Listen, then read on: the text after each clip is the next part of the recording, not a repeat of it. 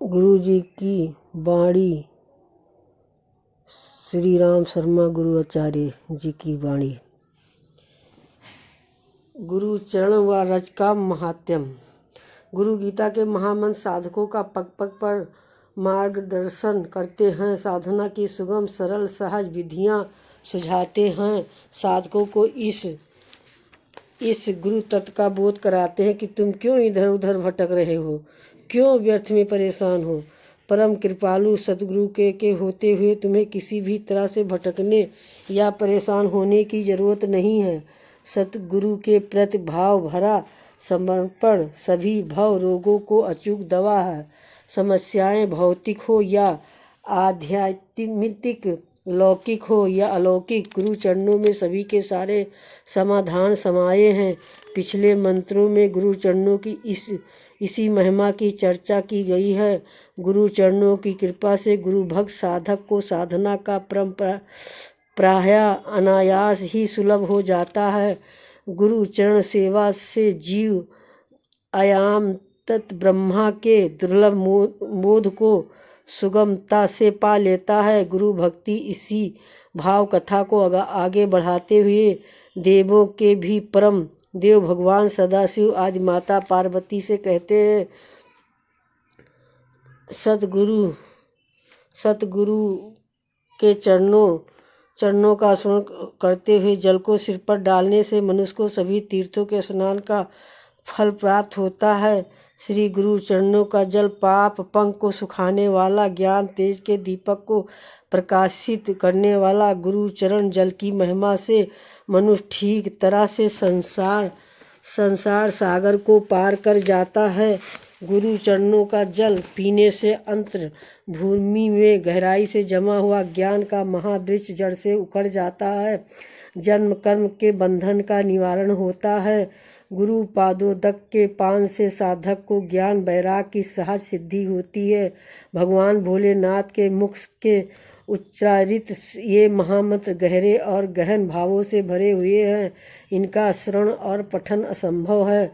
सामान्य जनों को कुछ अथ्यस युक्त जैसे लगे, किंतु जो साधक इस पर मनन और निध्यासन करेंगे उन्हें इन महामंत्रों से सत और रित की प्रकाश किरणें फूटती अनुभव होंगी। इस अनुभूति के क्षणों में उन्हें ऐसा लगेगा कि जो कुछ इन मंत्रों में है वो तो मात्र संकेत है, यथार्थ तो कहीं और भी अधिक विस्तृत और विराट है। इसे सुस्पष्ट रीति से समझाने के लिए इन पंक्तियों में एक गुरु भक्त साधक की अनुभूति कथा प्रस्तुत की जा रही है। यही अनुभूति कथा संपूर्णतया सत्य है। ये सत्य घटना श्री अरविंद आश्रम पांडिचेरी के श्रेष्ठ साधक गंगाधरण के बारे में है। अभी कुछ ही वर्षों पूर्व वह अपनी पार्थिव देह को छोड़कर अपने सतगुरु के चरणों में विलीन हुए। बातचीत के क्रम में उन्होंने अपने साधना में जीवन का रहस्य बताते हुए कहा कि श्रेष्ठ सुगम किंतु सर्वाधिक फलदायी यम प्रभावो तत्पादक साधना अपने सतगुरु के चरणों का चिंतन और ध्यान है। उन्होंने बताया कि जब मैं पांडिचेरी आश्रम महर्षि अरविंद के पास आया उस समय मेरी उम्र 16 साल की थी। पढ़ा लिखा कुछ खास भी नहीं, सामान्य तमिल बोल पाता था। जिस समय वह अपना अनुभव बता रहे थे उस समय उनकी आयु लगभग 66 साल की थी। तो अपने जीवन के बारे में बताते हुए उन्होंने कहा, श्री अरविंद से पहले बार मिलने पर उन्होंने पूछा, तुम यहाँ क्यों आए हो और क्या चाहते हो? इनके इन सवालों के जवाब में मैंने कहा, प्रभु मैं नहीं जानता मैं क्यों आया हूँ, नहीं मालूम मेरी चाहत क्या है। वैसे तो मैं काफ़ी गरीब हूँ, पर इतना कह सकता हूँ ये केवल रोटी खाने के लिए नहीं आया है। इस सरल उत्तर पर श्री अरविंद बहुत प्रसन्न हुए। उन्होंने माता जी से कहा, ये लड़का अपने योग के लिए तैयार है। इसके बाद गंगाधरण जी को आश्रम के कामों में लगा दिया। नाली साफ करना, गौशाला की सफाई करना जैसे साधारण काम उन्हें करने पड़ते। विगत यादों को कुरेदते हुए गंगाधरण जी ने बताया कि मुझे दिए जाने वाले काम तो अति साधारण थे, पर मैं श्री अरविंद जी के चरणों का चिंतन करते हुए उसे भक्ति के साथ करता था। काम के प्रति मेरा यही भाव था कि मैं आश्रम के साधारण काम नहीं बल्कि अपने सद्गुरु की व्यक्तिगत सेवा कर रहा हूँ। दिन, महीने और साल बीतते गए।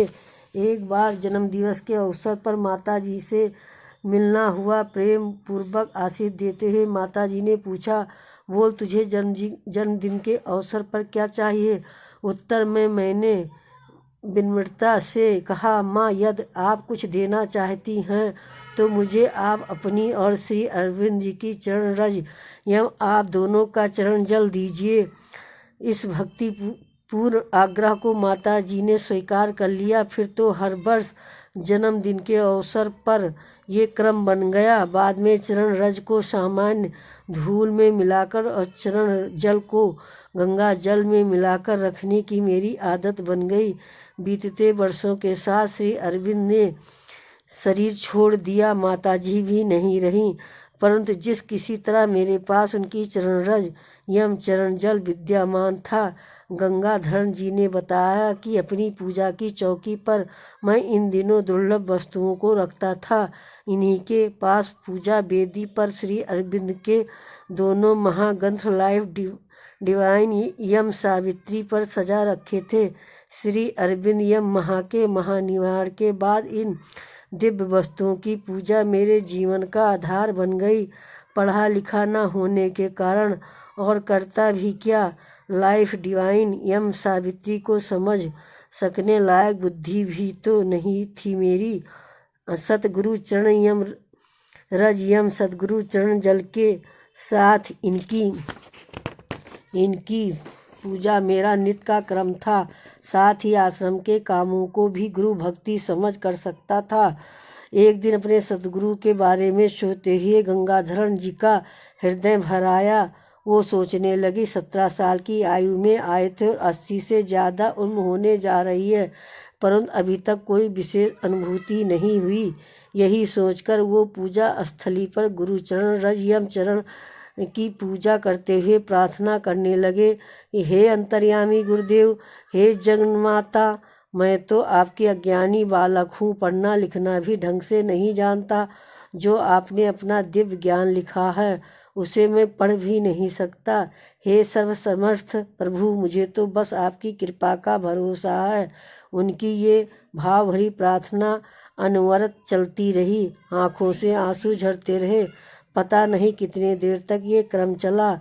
उन्हें होश तब आया जब स्वयं श्री अरविंद जी एवं माता जी अपने अति मानसिक शरीर से उनके पास आए। अति मानसिक प्रकाश से उनका कण भर गया। श्री अरविंद ने कृपा करके उन्हें अतिमानसिक जगत की दिव्य अनुभूतियाँ प्रदान की।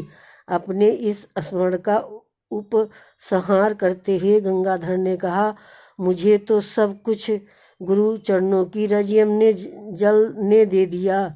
ये सत्य कथा हमारे आपके जीवन की भी सत्य कथा बन सकती है। सतगुरु चरणों की महिमा ही है कुछ ऐसी। इस गुरु जी की वाणी सुनने के लिए बहुत बहुत धन्यवाद। और आपने जो सब्सक्राइब करा इसको तहे दिल से मैं धन्यवाद करती हूँ।